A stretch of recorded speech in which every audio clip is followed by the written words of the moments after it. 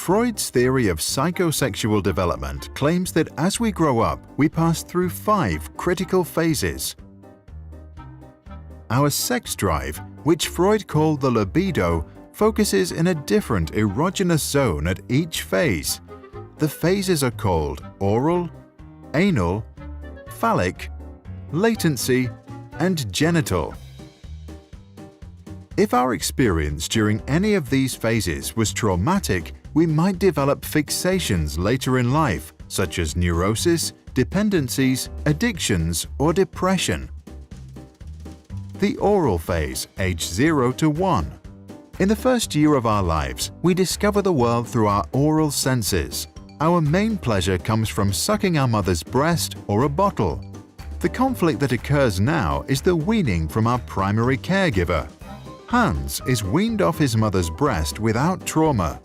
Ernst's mother stops feeding him within 4 months of birth, which is too early.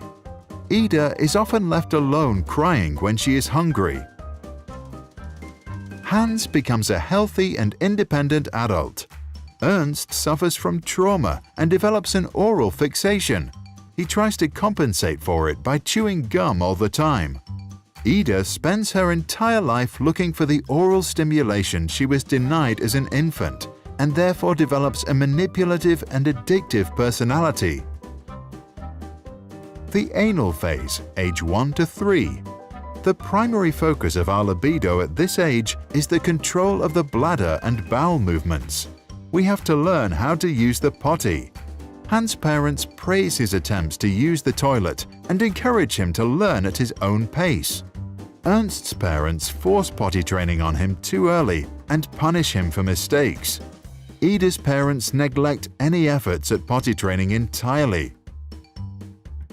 Hans develops a competent personality and a good and balanced relationship with authority. Ernst develops an anal retentive personality. He becomes an over-controlling and stingy adult with disgust for his own body and a tendency to obey authority. Ida develops an anal expulsive personality.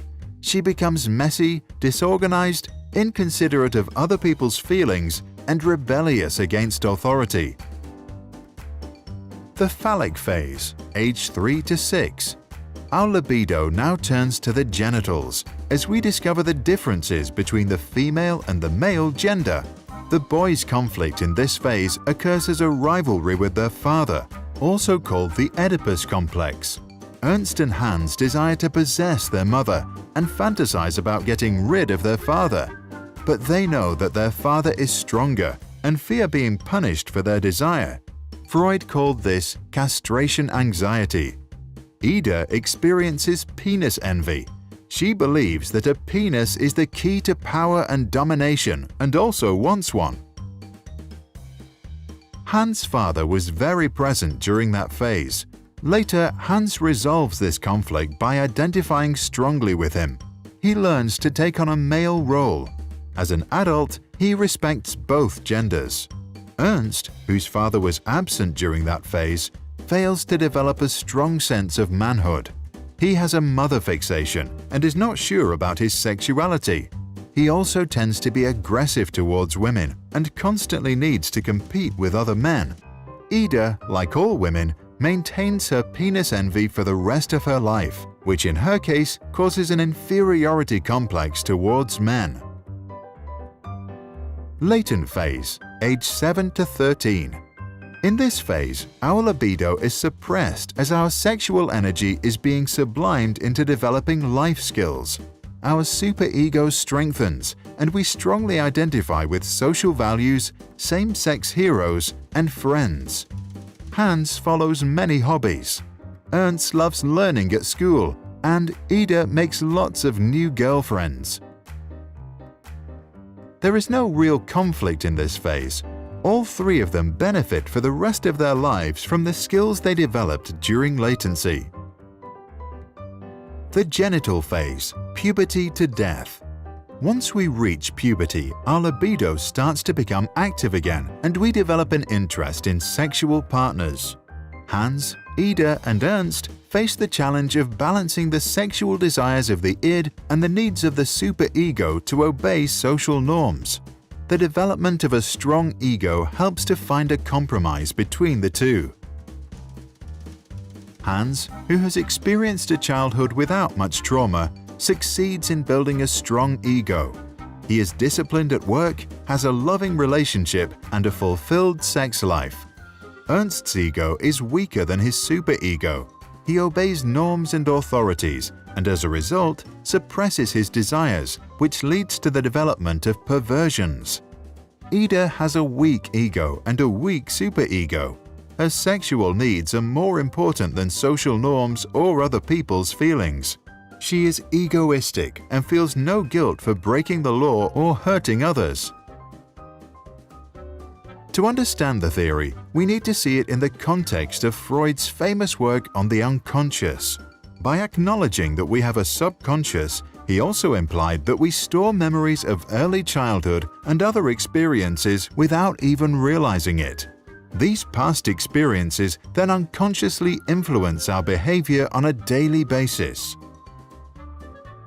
Freud claimed that our mind operates in 3 spheres, which we can imagine as a submarine. The unconscious level operates the id.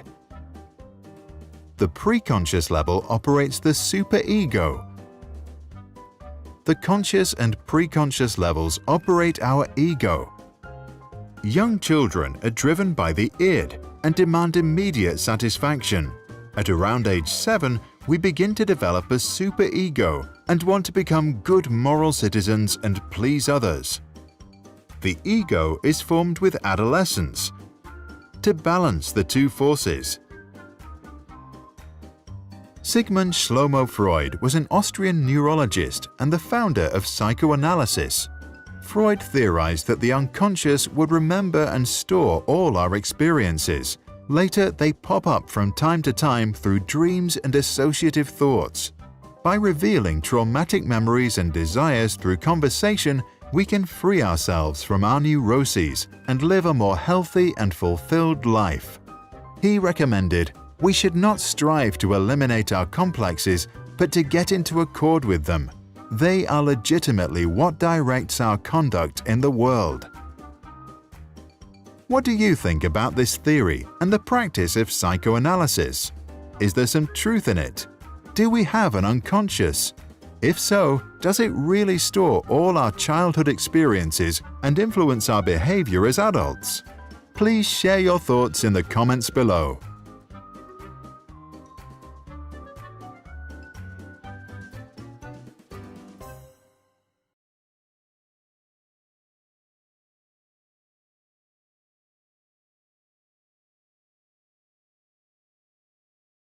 Sprouts videos are published under the Creative Commons license. That means our videos are free and anyone can download, edit, and play them for personal use.